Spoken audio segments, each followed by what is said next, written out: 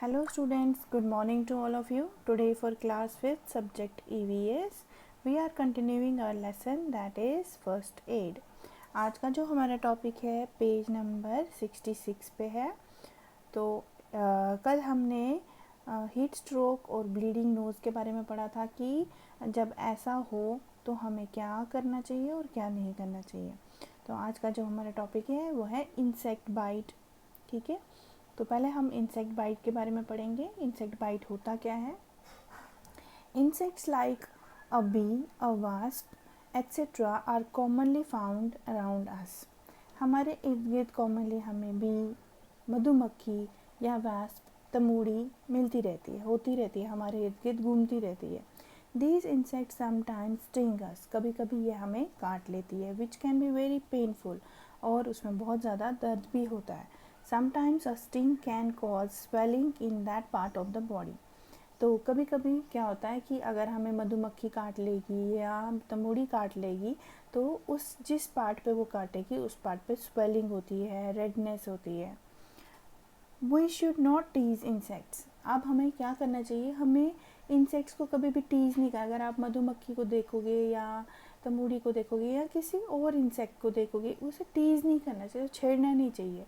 It is only when we tease them they usually sting us. Usually ये तभी sting करते हैं जब हम इन्हें छेड़ते हैं, जब हम इन्हें टीज़ करते हैं, तो हमें ऐसा नहीं करना चाहिए. What should we do in such a situation? अगर हमें काट लिया आप तमूड़ी ने तो हमें क्या करना चाहिए ऐसी सिचुएशन में? Place a piece of ice or pour cold water on the affected area. जो अफेक्टेड एरिया है जहाँ पे आपको काटा है वहाँ पे आपको एक आइस का एक पीस डाल दो या तो फिर ठंडा पानी डाल दो. We can also apply ammonia or lime water on the area. और उस एरिया पे हम अमोनिया या लाइम वाटर भी डाल सकते हैं. ठीक है, तो ये हो गया आपका इंसेक्ट बाइट. अब है wound.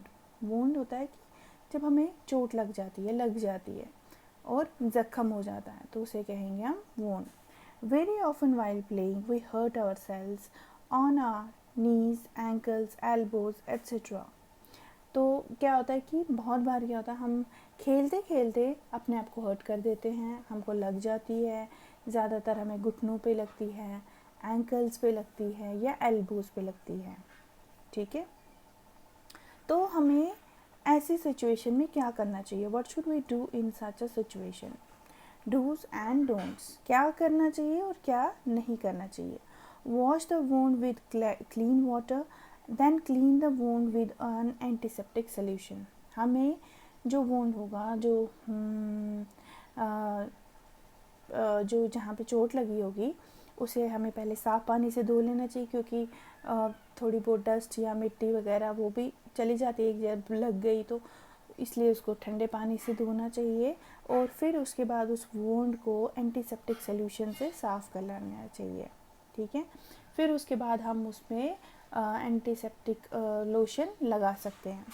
Do not apply any oil or grease on the wound. Wound के ऊपर तेल या ग्रीस हमें नहीं लगाना चाहिए.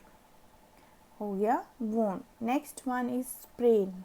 स्प्रेन जब मूंछ आ जाती है, अचानक चलते चलते हमारा पैर मुड़ जाता है, मूंछ आ जाती है, तो क्या करना चाहिए? Sometimes when we run very fast or when our foot twists it can cause a sprain. कभी कभी क्या होता है कि जब हम बहुत तेज़ चलते हैं हमारा पैर मुड़ जाता है, ट्विस्ट हो जाता है, तो उसकी वजह से स्प्रेन आ जाता है. It happens because of a tear in the muscle. ये क्यों होता है? क्योंकि हमारी मसल टूट जाती है. The affected area can be very painful. जो अफेक्टेड एरिया होगा, जहाँ पे मोच आई होगी, वहाँ पे बहुत ज़्यादा दर्द होता है. There can be a swelling also. वहाँ पे स्वेलिंग भी हो सकती है, वहाँ पे वो सूजा हुआ भी हो सकता है. What should we do in such a situation? ऐसी सिचुएशन में हमें क्या करना चाहिए? तो क्या क्या करना चाहिए हमें? Dos and don'ts. क्या नहीं करना चाहिए? Give sufficient support to the affected area, specially hands and legs. जहाँ पे हुआ आपको मोच आई है हाथ में या पैर में, उसको पहले सपोर्ट देना है. ठीक है, उसको लटका के नहीं रखना है, उसको सफिशेंट बराबर सपोर्ट देना है. Do not massage the affected area. वो जो अफेक्टेड एरिया होगा उसको मसाज करने की ज़रूरत नहीं है. Put a cold water pack on the affected area, जहाँ पे आपको मोह चाहिए वहाँ पे आपको कोल्ड वाटर पैक लगाना है। Do not give fomentation to the affected area, fomentation नहीं देना है, गर्म नहीं करना। आपने कोई जैसे गर्म वो पानी की बॉटल रखते हैं या हीट पैड रखते हैं, वो नहीं रखना है। आपने क्या करना है, उसको ठंडा पैक लगाना है।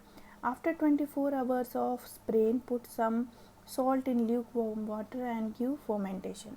अब फोमेंटेशन आपको 24 घंटे के बाद देनी है। आपको थोड़ा सा नमक डाल देना है हल्के गर्म पानी में और फिर फोमेंटेशन देनी है।